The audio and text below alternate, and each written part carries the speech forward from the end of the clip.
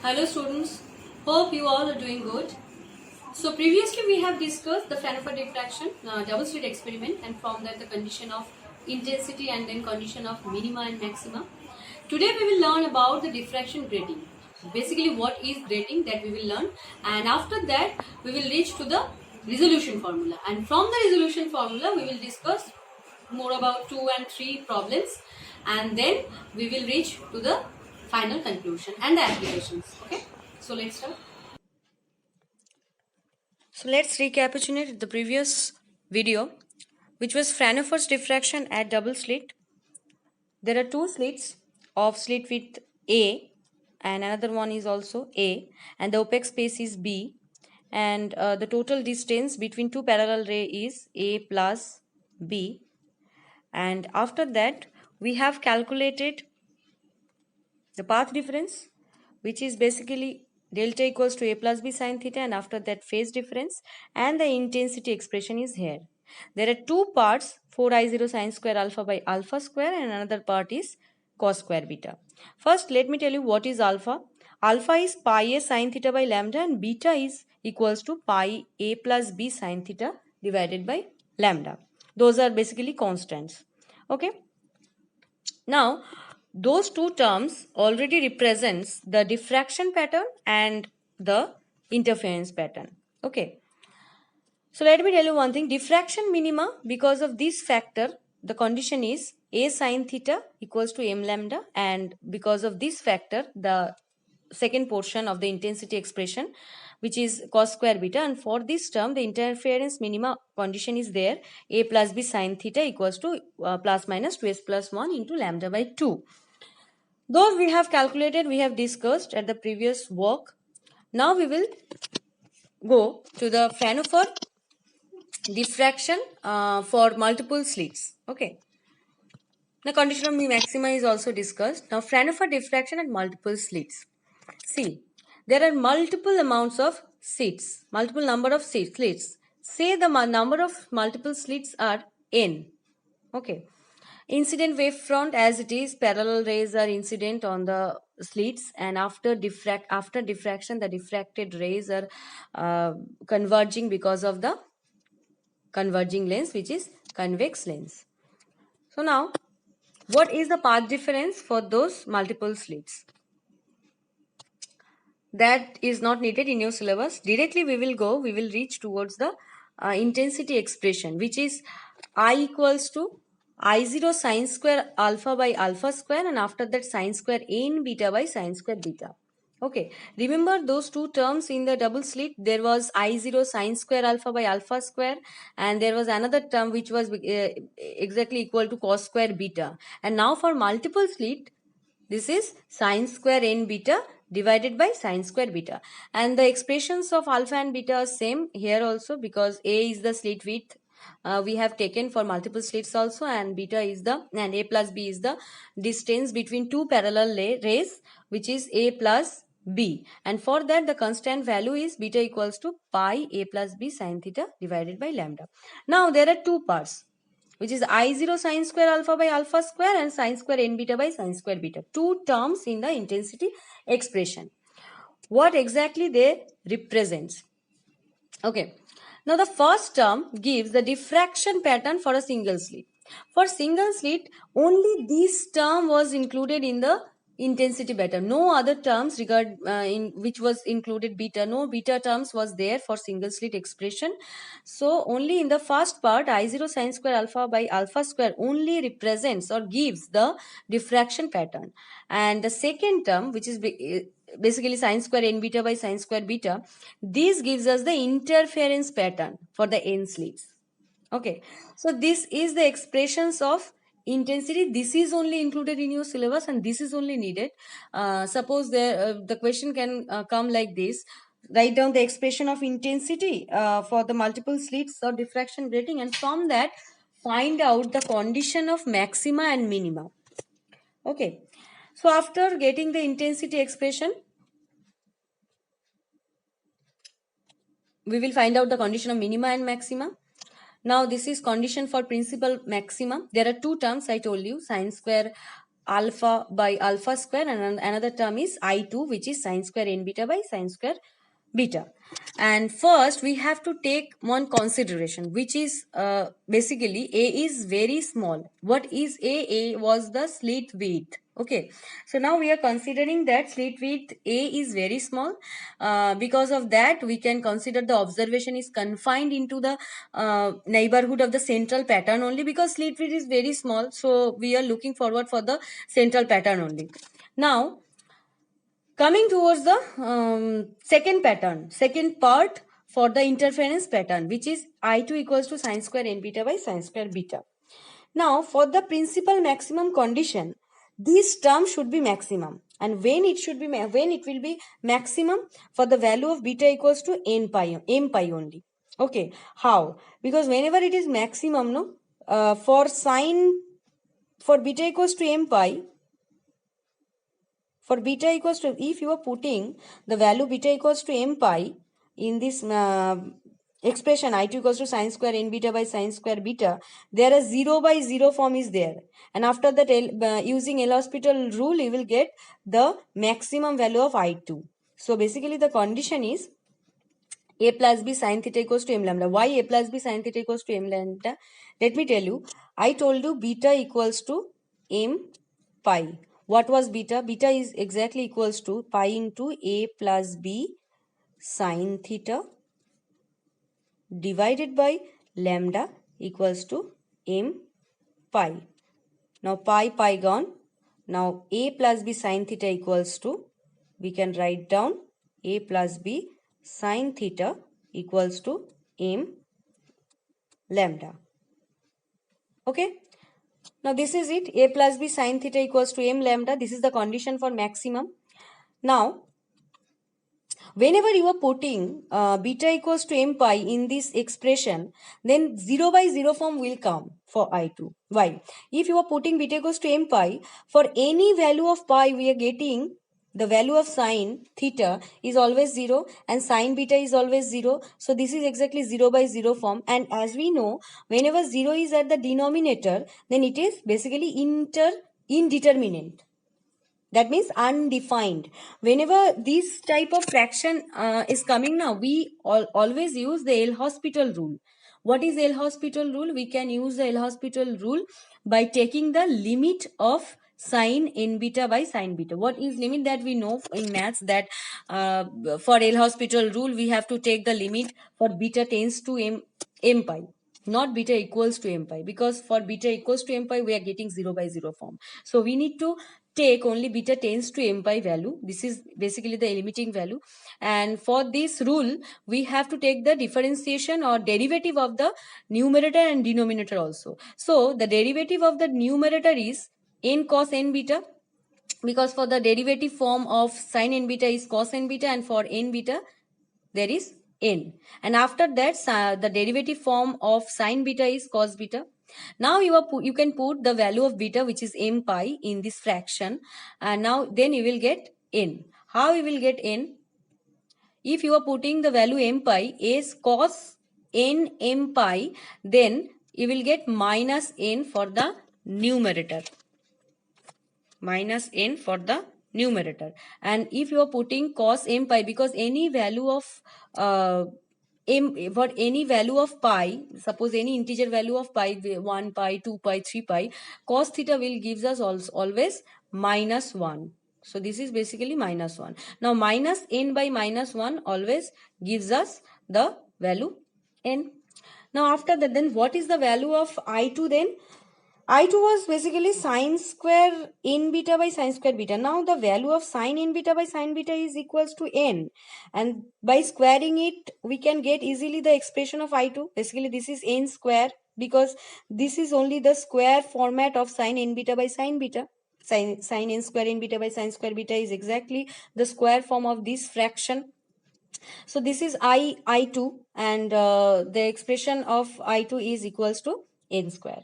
So we are finding out the principal maxima. That's why I have put the suffix as PM, principal maxima, IPM. Say IPM is equals to I0 sine square alpha square. This was the I1 part that we have considered very small, but it will be there. We will not neglect it. And the I2 term, now it is n square. So the principal maxima is basically I0 sine square alpha by alpha square into n square. And this is, as this is I1, so that's why I1 n square. Okay. Now coming to the next condition, which is condition for secondary minima and maxima.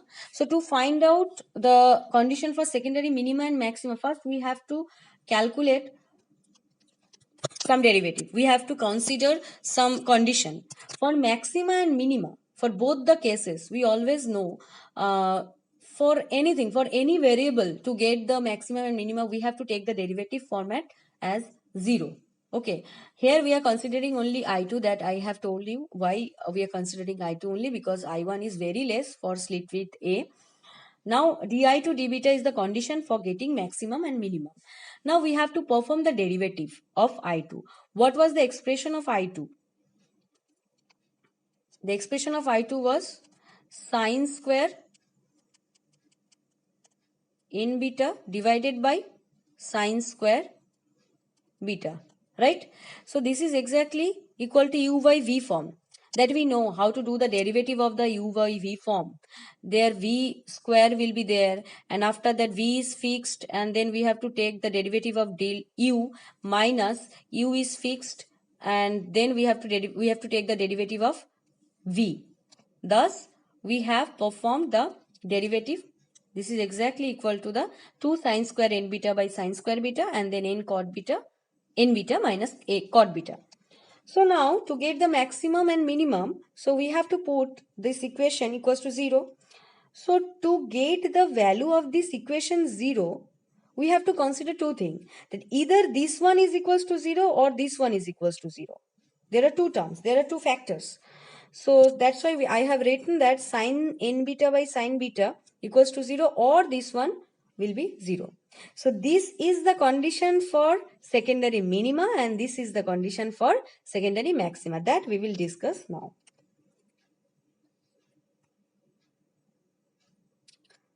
Now, when sine n beta equals to 0, so for the first condition, which was sine n beta by sine beta equals to 0, when it will give us 0? For the value of the numerator.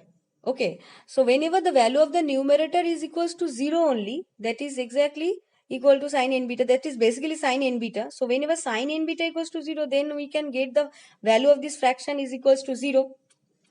But keep in mind, sine beta should not be equal to 0, because whenever at the denominator it is 0 now, then it will be undefined. So that's why we have to take only the numerator as 0, that is sine n beta equals to 0.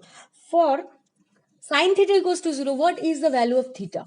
We always consider for sine theta equals to 0, theta, the value of theta will be always n pi. So here we are taking theta is n beta here, so that's why n beta equals to s pi. Here n, s, whatever you can take, because basically those are constants. So n beta equals to s pi is the condition for secondary minima. After that, we have to write down the main expression of beta. N beta equals to s pi. So let me tell you one thing. The expression of beta was pi a plus b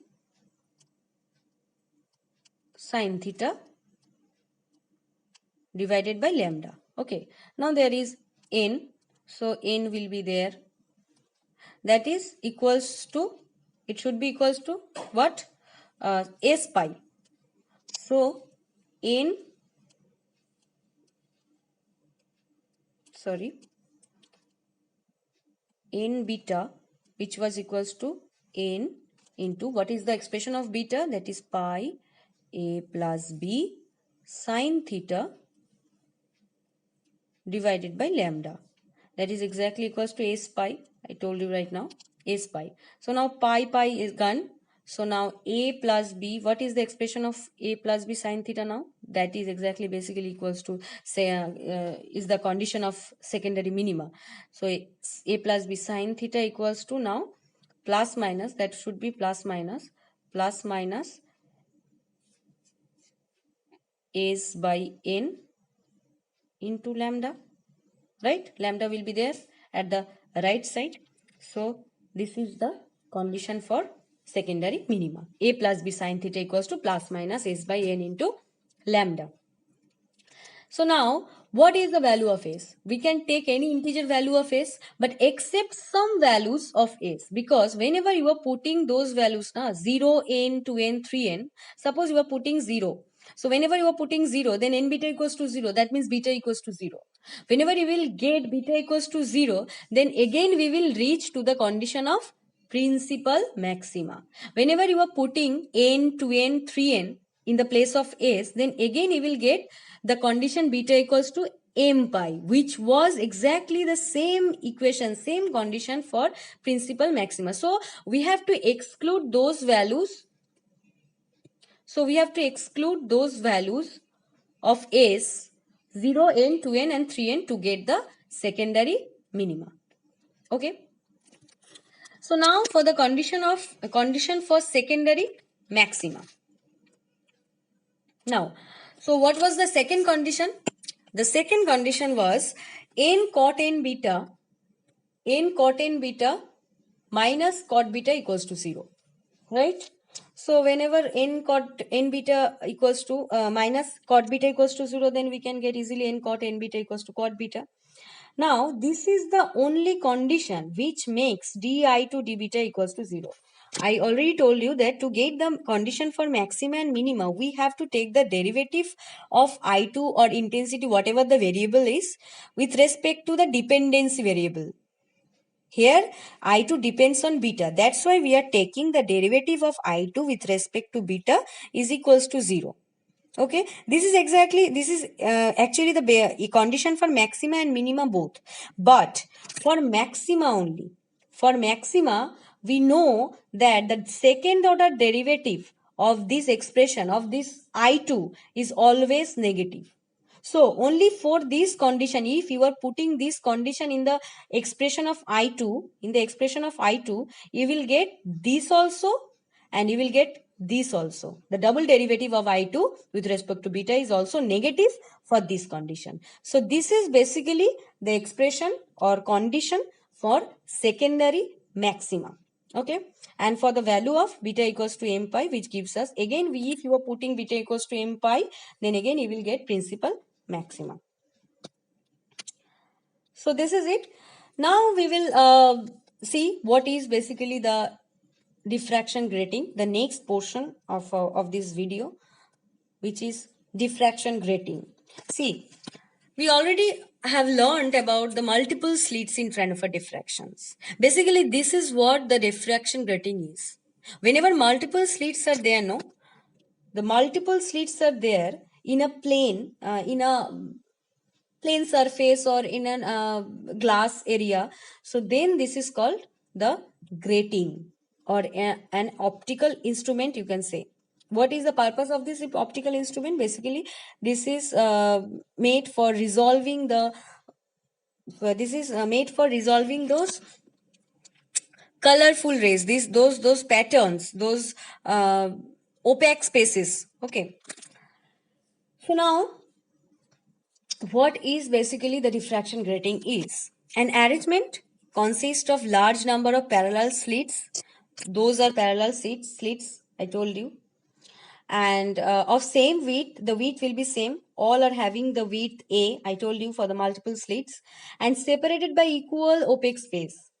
The opaque space amount was B for the multiple slits and is known as diffraction grating. Basically, we have learned about the multiple slits, total calculations and the significance. This is exactly the diffraction grating. Okay, the definition is here. Only the resolution formula is included. The definition is also not included in your syllabus. Okay, so coming to the next slide. Resolving for, which is main important thing in grating chapter. Okay, the resolving power of a grating measures what is exactly the resolving power do. The resolving power of a grating measures its ability to distinguish two close spectral lines and is defined by lambda by d lambda. This is the main resolving power equation. Lambda by d lambda. What is lambda? Lambda is the wavelength of the incident parallel rays and d lambda is the wavelength shift after diffraction. Okay, so where d lambda is the smallest wavelength difference for which spectral lines can just be resolved at wavelength lambda. I told you that the purpose of diffraction grating is find out the resolving, find out how much the diffracted beam is resolved basically. So now we know for the principal maxima a plus b sine theta equals to m lambda that I told you the previous slides. The principal maxima condition was a plus b sine theta equals to m lambda. No rigorous calculation is needed here. Only the expression is only needed. The equation of resolving power of the grating is lambda by d lambda equals to nm. What is m? N. Capital N is the number of multiple slits which are introduced in the diffraction grating. And what is m? M is the order of the diffraction grating, which is basically equals to a plus b sine theta equals to m lambda. That means if a plus b sine theta equals to m lambda, then we can easily tell m equals to a plus b sine theta divided by lambda. So in the place of m, we can put this expression a plus b sine theta by lambda, right? This one. So sometimes you will need this expression to find out the value for the numerical problems, and sometimes you will need this expression also. What is W here? W is equals to n into a plus beta. What is n? N number of multiple slits, and a plus b is the D. What is D? A plus b basically is the distance between two parallel rays. Here we are considering the parallel rays at the center of the is situated at the center of the slits. That's why W is equals to, basically W is constant. Sometimes in the numerical problem, the value of W is given. Total value, total width, that is D, A plus B is given and N is also given. Then you have to find out the product of those, and then you will get the value of W. After that, lambda is also given. Then you have to find out only the shift. Okay, with numerical problems we will discuss later. So in the next video, we will discuss the polarization. Till then, thank you.